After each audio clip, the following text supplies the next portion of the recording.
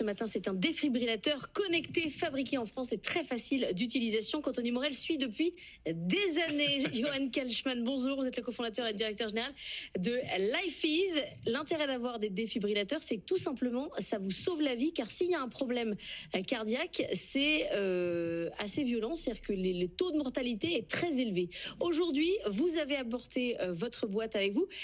Des défibrillateurs comme ça, je peux en trouver où? Dans les gares, dans les aéroports? Alors en fait, la particularité de ce qu'on a fait avec LifeEase, pour permettre à tous les citoyens et à toutes les entreprises d'être capables de sauver une vie, c'est qu'on a créé un défibrillateur qui est déployable partout. Donc dans les gares, dans les aéroports, dans les entreprises évidemment, mais aussi pour la première fois au domicile des particuliers.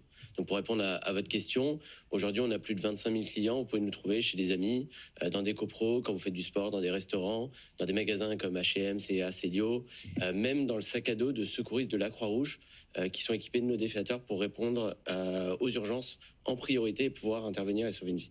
Anthony. Alors c'est vrai, moi la première fois que j'ai parlé de LifeEase, c'était il y a 10 ans et vous étiez venu nous voir avec un prototype, je me souviens, imprimé en 3D de défibrillateur. On ne savait pas ce que ça allait donner. Bon bah maintenant vous en avez 25 000 installés, donc l'entreprise a bien grandi, bravo. La question que je me posais déjà à l'origine et que je me pose toujours maintenant, c'est qui installe un défibrillateur chez soi, chez lui, c'est vraiment à qui c'est destiné? Et question très très pratique, mais je pense à par exemple, on va dire des retraités ou un retraité. Il faut être deux quoi, par définition, parce que la personne qui fait le malaise cardiaque, faut que l'autre personne dans la maison soit en mesure quand même de l'utiliser quoi. Bien sûr. Alors déjà la première chose, c'est de comprendre un peu les chiffres. L'arrêt cardiaque, c'est la première cause de mortalité évitable en France, avec 50 000 morts chaque année. Des personnes en moyenne qui ont 60 ans et qui parfois sont beaucoup plus jeunes, 40 ans chez les sportifs amateurs. Et vous l'avez dit, un taux de survie extrêmement faible, de l'ordre de 5%. La seule raison, c'est qu'il faut agir dans les 4 premières minutes pour sauver une vie, avec des gestes simples et un défibrillateur. Et les secours mettent en moyenne en France 15 minutes à arriver. Donc il faut que le premier témoin ait les moyens d'agir en étant sensibilisé, en ayant un défibrillateur. Okay.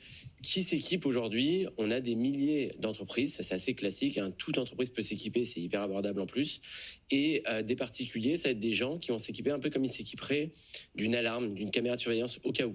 Pas forcément parce qu'ils se disent je risque de mourir, mais plutôt c'est une assurance pour moi, pour les personnes autour de moi. Et évidemment, vous l'avez dit, il ne faut pas être seul. Il faut être deux, puisque quand une personne est en arrêt cardiaque, elle est inconsciente. Mais moi, si j'ouvre votre boîte, là, je sais l'utiliser. Oui, bien sûr. Alors déjà, n'importe quel défibrillateur, vous pouvez l'utiliser dans la rue, mais notre défibrillateur est extrêmement simple. Moi, j'ai du mal à lire les notices, je vous le dis. Je vous explique. Alors, on a eu plus de 400 utilisations, on a plus de 100 vies qui ont été sauvées. Il n'y a aucun sujet là-dessus. On n'a jamais eu quelqu'un qui... Ah, la notice est dessus. En fait, vous ouvrez, vous appuyez sur le bouton on et il y a une voix qui vous guide. Donc même si vous ne savez pas lire, il va vous guider étape par étape. Il y a des petits dessins. Vous placez les électrodes comme indiqué là sur le schéma. Une fois que vous avez fait ça, vous avez quasiment tout fait. Mais quand vous êtes en panique, en mode analyse, c'est lui qui décide seul s'il faut y avoir un choc ou pas. Et donc si la personne... il sait s'il faut envoyer le choc ou pas. Exactement, il y a toute l'intelligence qui est dedans. Et ensuite, il vous guide pour le massage cardiaque. Et la première chose à faire face à un arrêt cardiaque, c'est d'appeler les secours. Il vous le rappelle.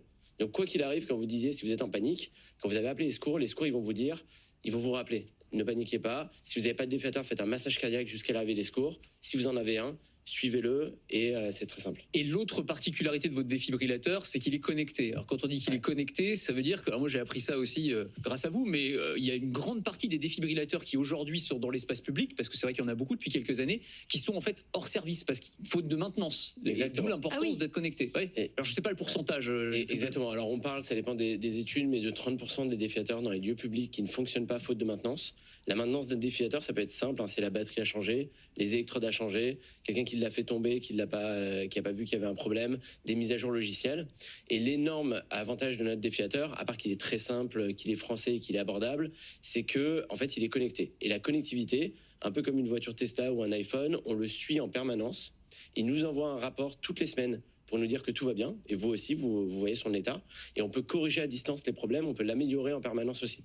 Donc on rajoute même des nouvelles fonctionnalités, on pourra en parler un petit peu après, mais qui le rendent de plus en plus innovant. Quand vous dites il est abordable, il coûte combien? C'est une trentaine d'euros par mois. C'est un abonnement qui comprend le défibrillateur, la maintenance, les consommables et une appli de formation Geste qui sauve. Si vous êtes là ce matin, à part la passion d'Anthony Morel, c'est parce que vous avez levé 13 millions d'euros mi-février, donc on n'en est plus au début de l'entreprise. Objectif, 100 000 défibrillateurs connectés. Donc là, votre boulot maintenant, c'est de quoi? C'est de faire le tour des entreprises. Il y a un boulot commercial maintenant. Ouais, alors il y avait déjà là, il y a eu en 10 ans, il y a eu plusieurs phases. Les 5 premières années, on a tout développé, toute la R&D. Donc tout a été conçu à Paris et il est produit en Normandie, je le disais. Depuis 5 ans, on commercialise, donc on communique pas mal. On explique aux gens ce qu'est l'arrêt cardiaque, comment réagir, qu'il faut utiliser un défibrillateur, que c'est abordable, etc. On connaît aujourd'hui notre offre et les gens qui sont intéressés. Et là, avec ces 13 millions, on va accélérer fortement sur la partie commerciale. Effectivement, on accélère aussi fortement sur la technologie. On continue à innover en permanence sur le défibrillateur, la maintenance, la formation. Et on a des programmes aussi spécifiques pour l'Europe. Et justement, sur la partie technologie, est-ce qu'ils sont en réseau? C'est-à-dire, est-ce que, par exemple, là, il y en a 25 000, demain, il y en aura 100 000. Je peux, via une application, à tout moment, en trouver un juste à côté de là où je me trouve, y compris peut-être chez des particuliers qui pourraient me laisser l'accès en cas d'urgence, quoi. En fait, il y a des applications aujourd'hui comme Staying Alive qui sont des applications de citoyen sauveteur et de géolocalisation de défibrillateurs. Nous, on inscrit tous nos défibrillateurs sur ces plateformes-là. D'accord. On fait pas que nous, parce que comme ça, vous voyez comme tous les défibrillateurs et pas que notre marque. Et le deuxième intérêt de ces applications, et là on encourage tous nos clients à le faire, c'est que vous pouvez vous inscrire en tant que citoyen sauveteur. Et en fait, vous êtes prévenu par les secours quand il y a un arrêt cardiaque à proximité. Donc c'est pas quelqu'un qui vient chercher votre défibrillateur, c'est vous, on vous prévient, à 100 mètres, il y a un arrêt cardiaque et vous pouvez descendre et agir. Ça s'appelle